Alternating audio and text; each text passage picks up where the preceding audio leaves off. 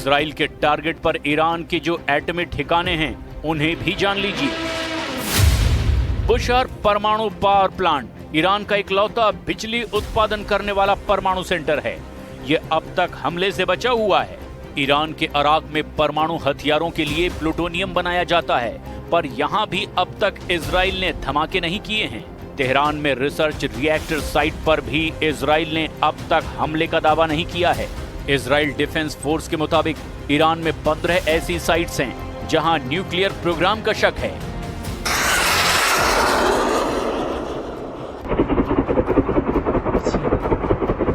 ये सब के सब नेतन्याहू के टारगेट पर हैं। इस बार नेतन्याहू किसी भी तरह रहम करने को तैयार नहीं हैं। प्रेसिडेंट ट्रंप ने भी खामनेई को यही मैसेज भेजा था कि ज्यादा देर करना ईरान के लिए घातक साबित हो सकता है। ट्रंप ने खुली चेतावनी दे दी है कि ईरान अगर परमाणु डील में देरी करेगा तो बमबारी होगी। ट्रंप ने इजराइल के हमले के बाद 60 दिन की डेडलाइन याद दिलाते हुए खामनेई को फिर से डील पर मुहर लगाने का प्रेशर बनाया है। ट्रंप ने ये भी क्लियर कर दिया कि उन्हें इजराइल के हमले की तारीख और तरीका सब पहले ही पता था। ईरान एटमी डील को सीरियसली ले, इसीलिए उन्होंने नेतन्याहू को फ्री हैंड दे रखा है। उधर नेतन्याहू ने ईरान के लोगों से अपील की है कि ये युद्ध ईरान के लोगों के खिलाफ नहीं है। नेतन्याहू ने ईरान के लोगों से कहा है कि वो खामनेई की तानाशाही हुकूमत को उखाड़ फेंके। नेतन्याहू ने इजराइल की दोस्ती का इतिहास भी याद दिलाने का दांव चल दिया है। And the nation of Israel have been true friends since the days of Cyrus the Great. And the time has come for you to unite around your flag and your historic legacy by standing up for your freedom from an evil and oppressive regime.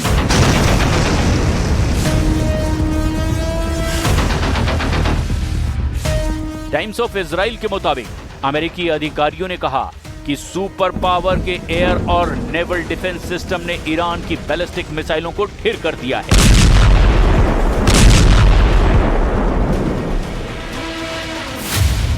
खाड़ी में America की patriot missile system और terminal high altitude air defence system तैनात है। पूर्वी भूमध्य सागर में नौसेना के विध्वंसक ने भी इजराइल की ओर बढ़ रही ईरानी मिसाइलों को मार गिराया है। ईरान के हमलों के जवाब में यूएस नेवी की बैटलशिप एक्शन मोड में दिखाई दे रही है। इसके साथ ही यूएस एयरफोर्स के जंगी जेट पूरे इलाके की गश्त कर रहे हैं। मौजूदा वक्त में खाड़ी देशों में अमेरिका के 40,000 से ज्यादा सैनिकों की तैनाती है।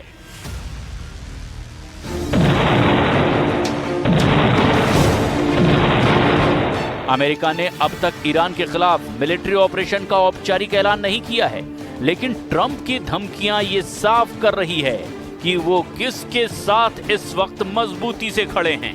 ऐसे में अमेरिका को युद्ध में सीधे आने में देर भी नहीं लगेगी। फिलहाल सुपर पावर इजराइल को पूरी छूट देकर ईरान को सबक सिखाने का मौका दे रहे हैं। इसके लिए इजराइल नए तरीके से ईरान पर हमले का मिशन ऑन कर चुका है। जंगी जेटों के बाद ईरान पर इजराइल की डॉल्फिन क्लास सबमरीन का तूफानी हमला हो सकता है।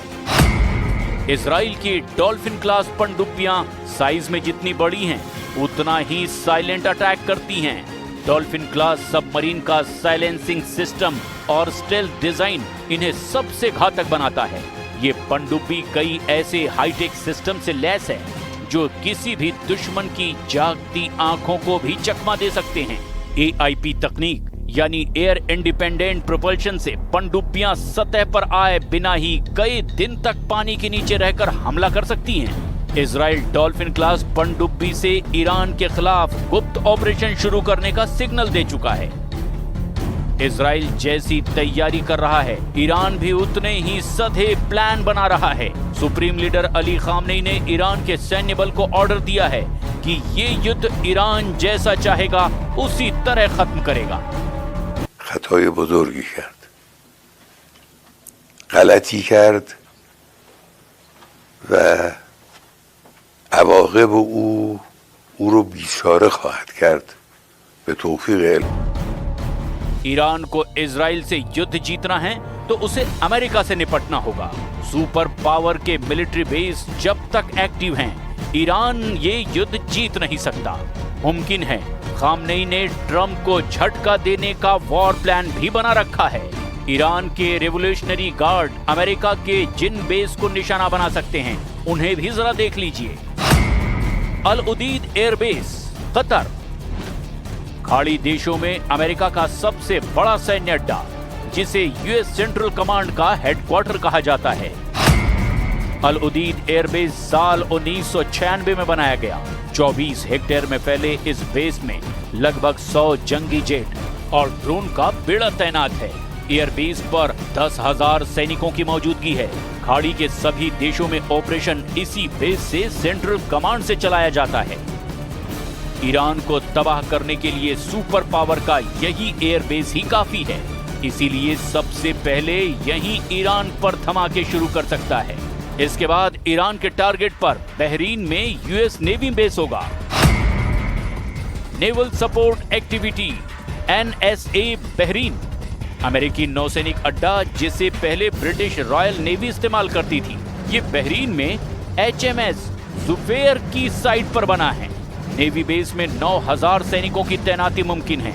इसे यूएस नेवी के 5वें बेड़े का सेफ हाउस कहा जाता है, जहां अमेरिकी नेवी के सभी जंगी लड़ाके तैनात रहते हैं।